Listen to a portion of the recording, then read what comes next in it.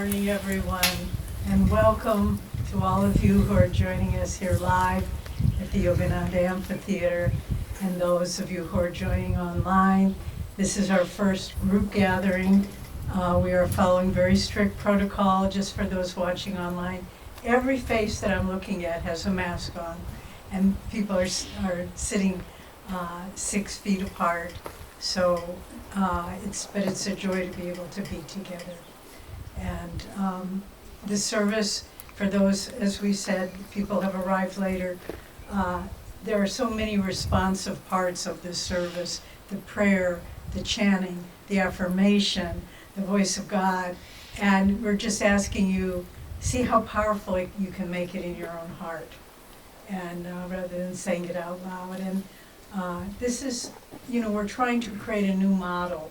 We're lucky here because we're somewhat protected, but in some of our urban centers, they're also going to be trying. So let's really set a high standard of how it can be done. So having said that, let's begin. First song, we're going to sing Come Gather Round. And isn't it wonderful? I mean, who would have thought the words come gather would ever have so much meaning? So we sing it with great joy.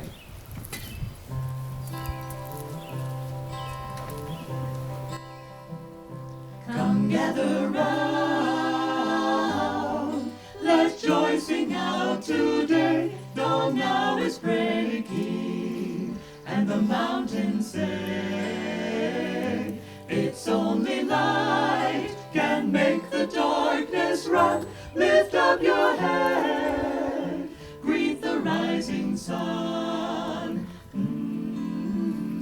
Greet the rising sun.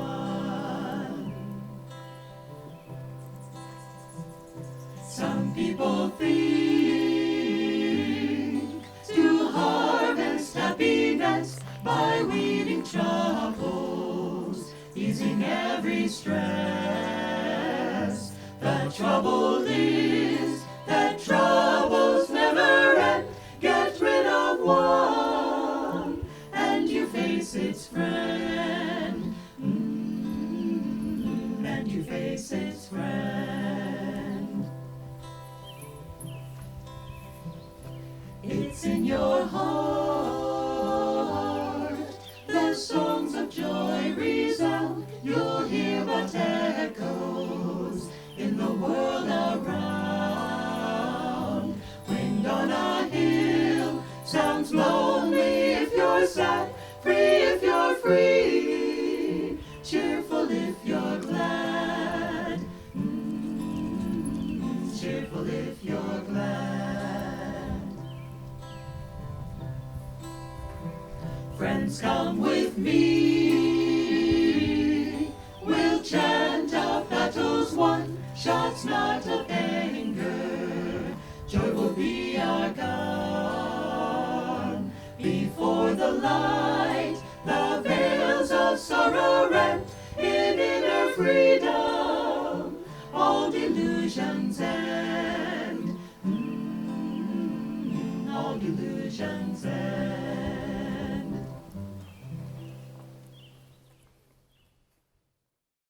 Again, welcome all you great souls. It's so nice to see you.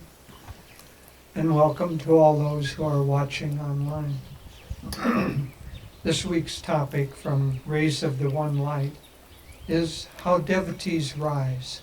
It's a good topic for us, isn't it? Truth is one and eternal.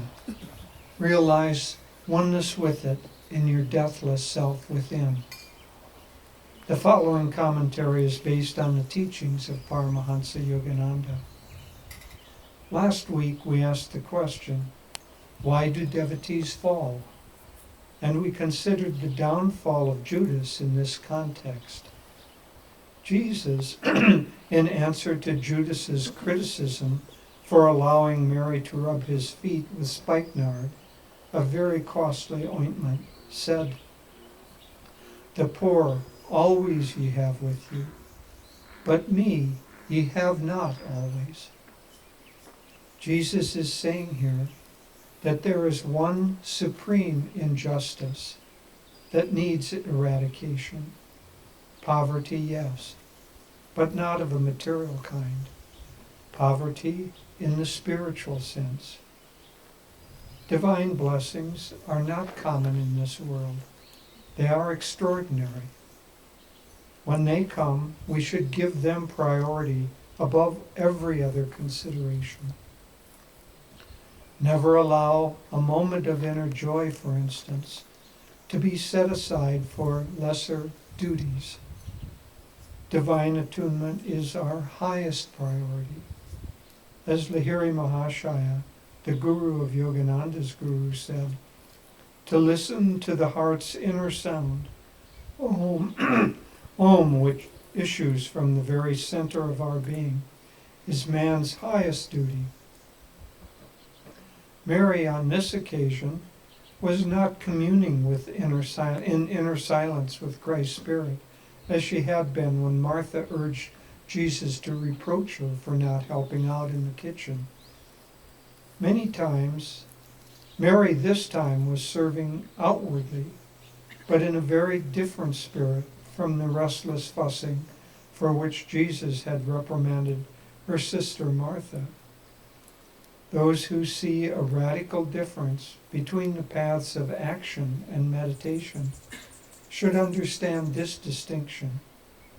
To serve in the right spirit is necessary, for only thereby can we overcome our karmic tendencies toward restless activity. The important thing is that spirit be always inwardly focused, that in everything we do, we act in loving service to the Lord. Therefore, the Bhagavad Gita says in the 3rd chapter, the state of freedom from action, that is, of eternal rest in the spirit, cannot be achieved without action. No one, by mere renunciation and outward non-involvement, can attain perfection. Whenever the Spirit of God descends upon you, however, remember the words of Jesus, me ye have not always with you. Thus, through Holy Scripture, God has spoken to mankind. Om,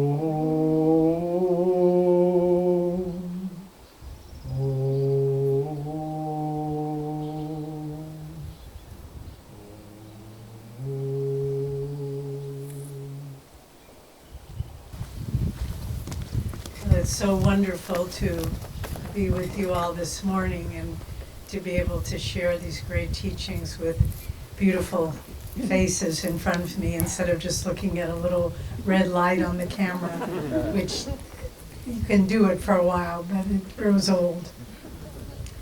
So thank you all for the magnificent effort you've made to keep this community safe, and especially I just want to take a moment to thank Dr. Peter Van Houten, who has been our, let's give him,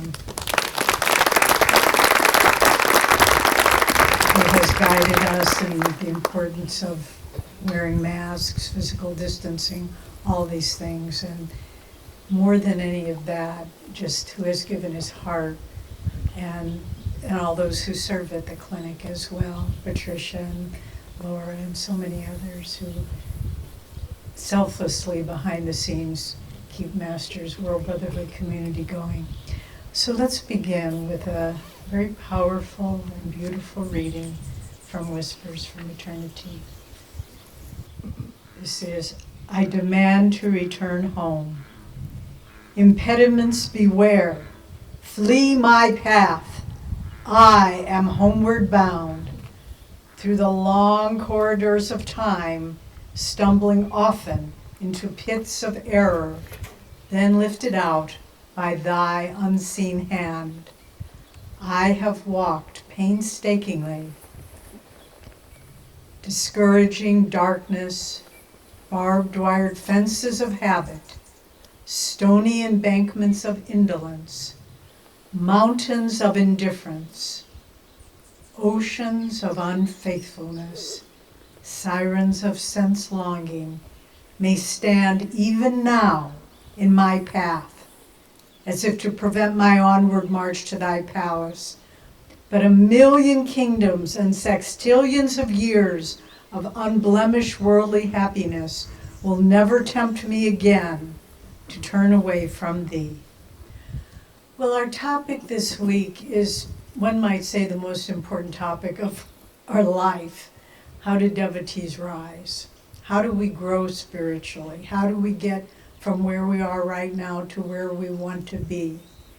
And I think it's important to put it in context of last week's topic, how devotees fall. Because in that, there's a passage in the Gita which is so simple and yet really nails it of what happens, why we fall off the path. And it says, few sentences. It was what we read last week. First, our mind dwells on objects of the senses. Then desires arise for interacting with those objects of the senses. Then, if they're not attained, anger and frustration comes. And on a certain level, they'll never be attained because the senses are not real. And even if we have that perfect meal or that perfect aged glass of wine, what does it do in the end? So there's always the frustration. This didn't do it for me.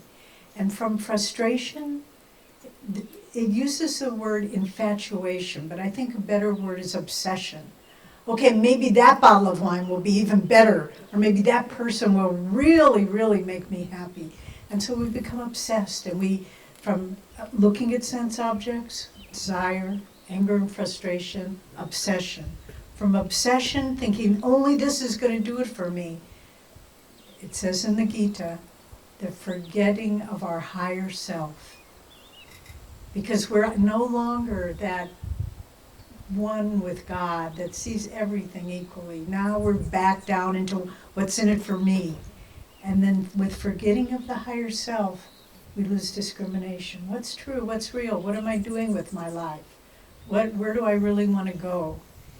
And then it concludes, with loss of discrimination comes the annihilation of the spiritual life. Wow. It seems so simple, doesn't it? You start, and we're kind of, oh, that might be nice. Where do we end up? Annihilation of our spiritual life. So, that's where we ended last week. So, part 2, how do devotees rise? And this is such a wonderful passage, and again, it's explained so simply that, quoting the words of Christ, me you have not always.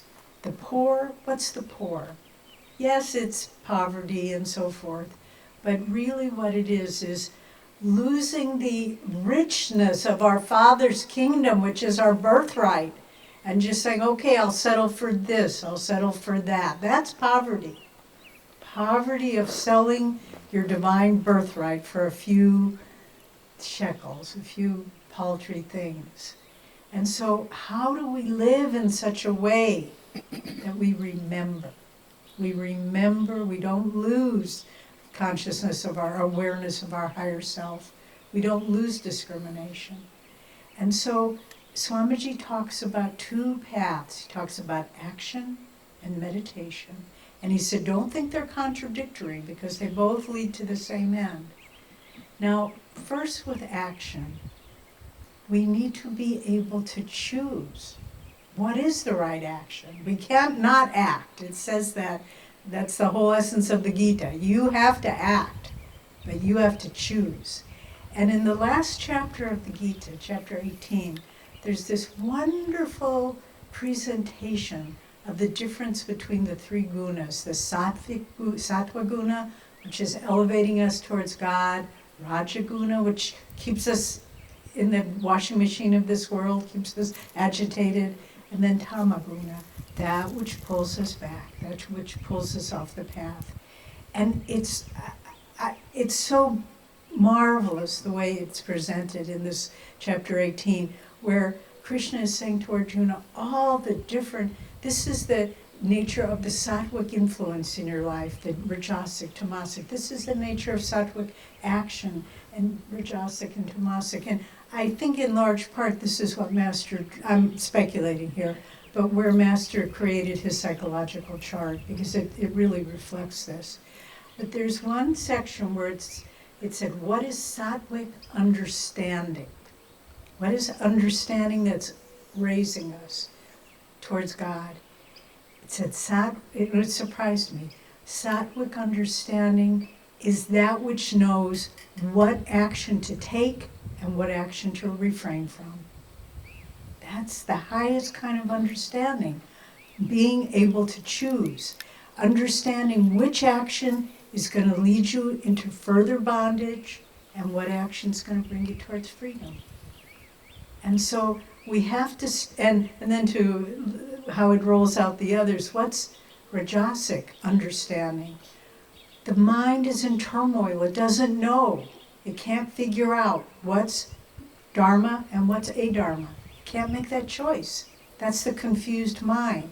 That's where Arjuna starts off at the beginning of the Gita. I don't know what's right. I don't think it's right to fight this war. And then tamasic action reverses Dharma and Adharma. So what's night to the worldly man is day to the yogi. So, oh, wow, I'm going to choose to just go every weekend to the bar and get drunk. That's freedom. I'm going to choose, even though things are on lockdown, I'm going to go out on the beaches of Florida on Memorial Day weekend. That sounds like fun. And you don't look at the ramifications of your actions. You're flipped it around. And so to begin using action to have God in your life, look at all your actions. Look at your speech. When I read that in the Gita, it really affected me that understanding tells you what actions to take and what to refrain from. And I started thinking about my speech, my interaction with other people.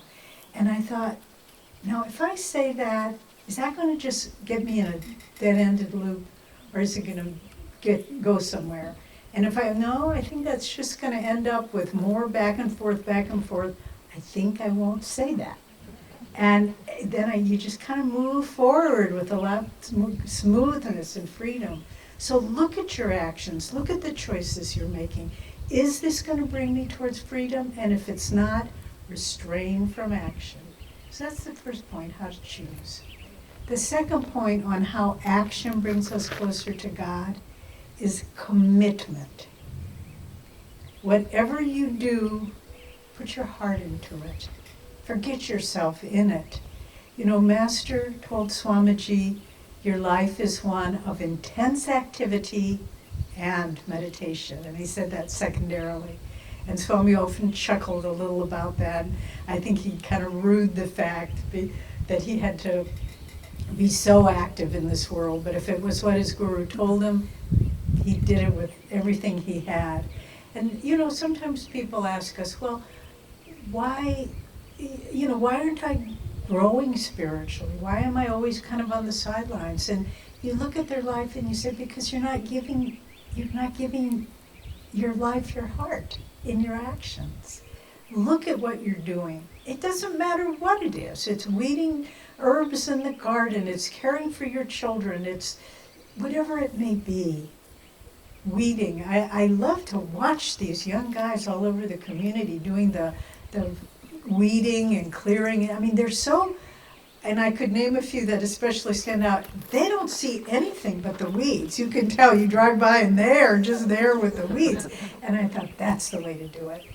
That's the way that we use our action to free us from the need to act. And so choose wisely. When you've made a choice that you feel is going to bring you towards freedom, then give it your whole heart.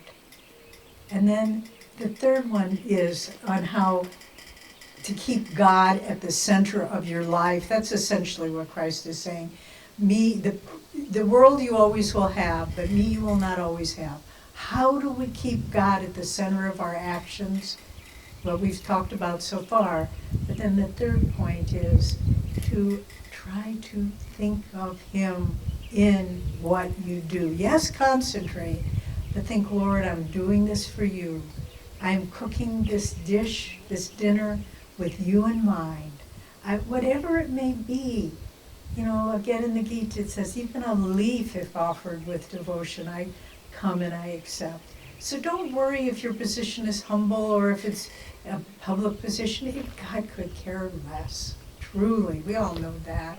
But if we're doing it with a sense of, God, this is for you. I am helping my friend who's maybe mentally confused now. I'm helping them for you. I'm creating a wonderful new market for people to come to in this community. I'm doing it for you.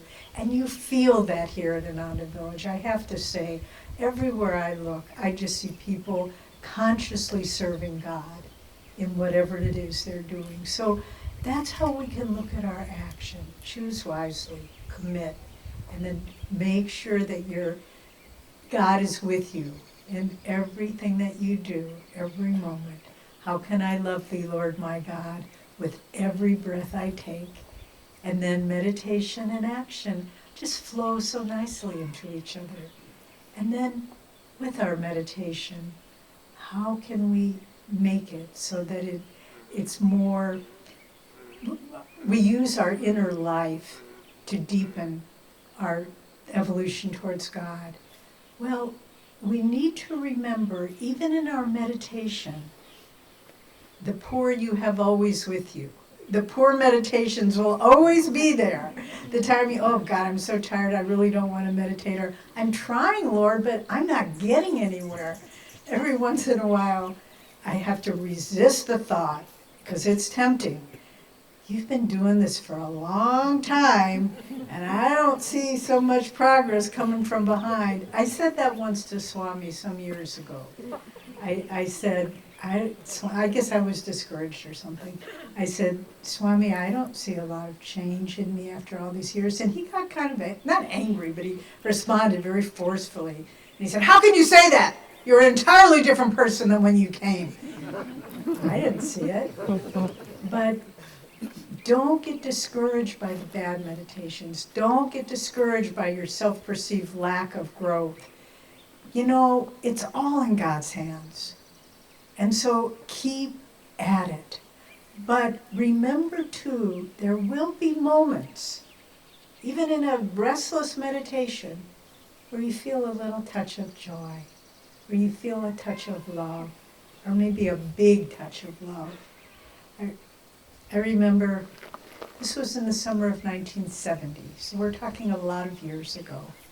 Swami was giving a satsang. It was at somebody's house here, who is no longer here, and the house burned down in the fire.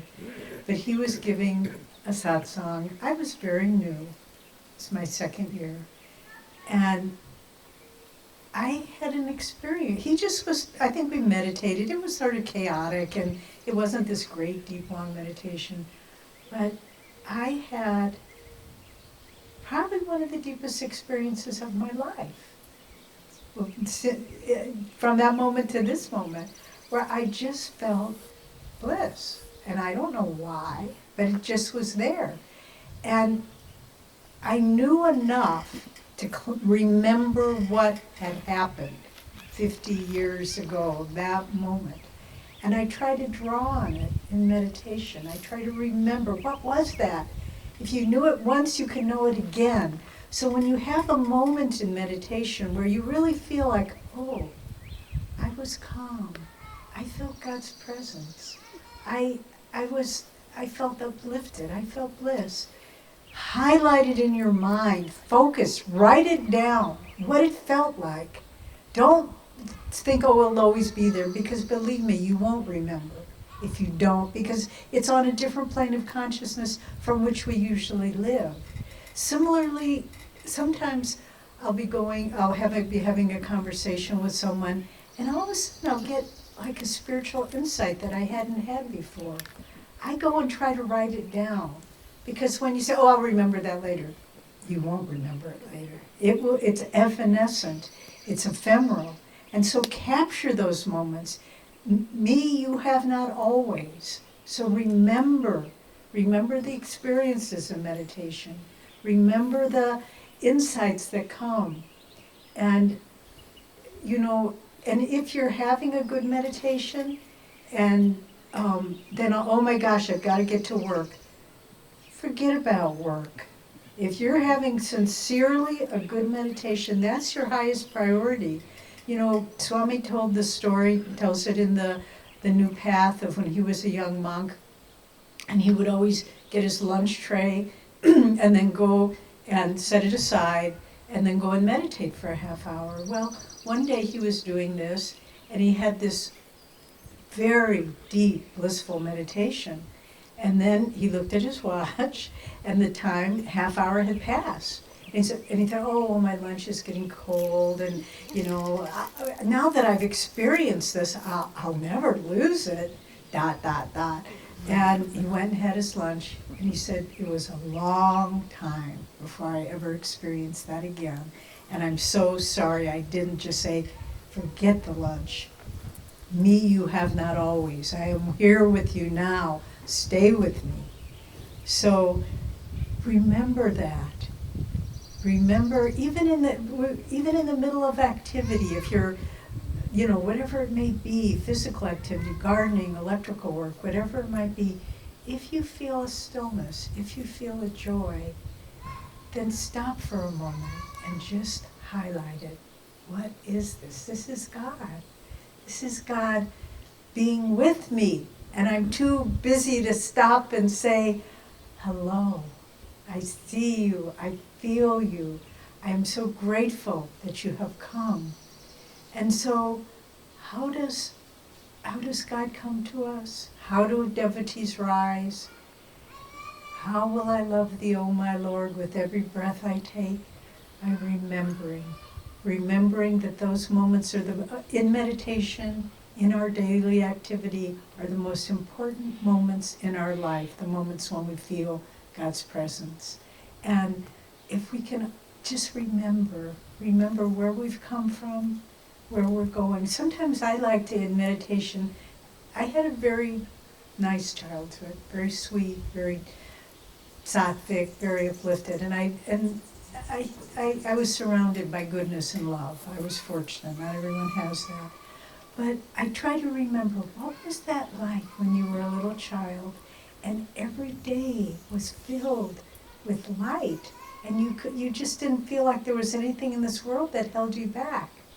And so remember, whatever it is that you can recall of God's presence in your life, of upliftment, of light, of the joy you felt when you selflessly served without any recognition, all of those things, remember them, cling to them. And I want to close because I want to reread the passage from Whispers, because there's 2 words in it that are very, very important. The words, even now. So let's just read it one more time. But what he says in there is, if all these things are distracting me, even now, and to admit it, yeah, I have sense desires, yeah, I have bad habits, yeah, I have indifference, yeah, I have laziness, even now in my life I have all these things, but it's not going to stop me. I am marching home, and with the grace of God, we will all find that home in God, which is what we are longing for above all else. And then we can say, ye Christ, Lord, Master, I have always with me. From the depths of slumber as I ascend the spiral stairway of wakefulness, I will whisper,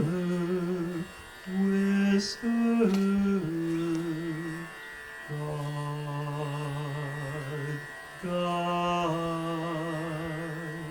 God. Thou art the food, and when I break my fast of nightly separation from thee, I will taste thee in mental heartily say, God, God, God. No matter where I go, the spotlight of my mind will ever keep turning on thee. And in the battle din of activity, my silent war cry will be, God, God, God. When boisterous storms of trials shriek, and when worries howl at me, I will drown their noises, loudly chanting, God, God, God.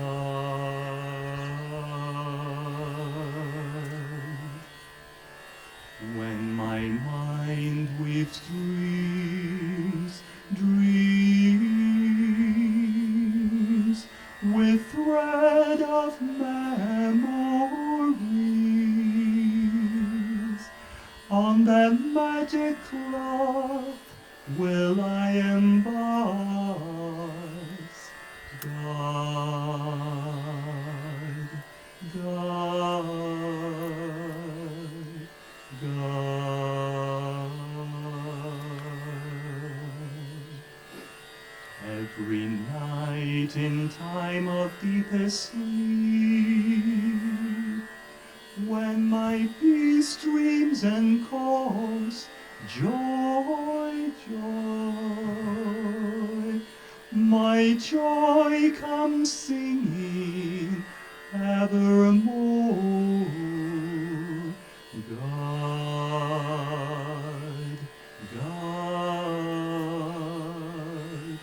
God. In waking, eating, working, dreaming, sleeping, serving, meditating, chanting, divinely loving, my soul will constantly hum, unheard by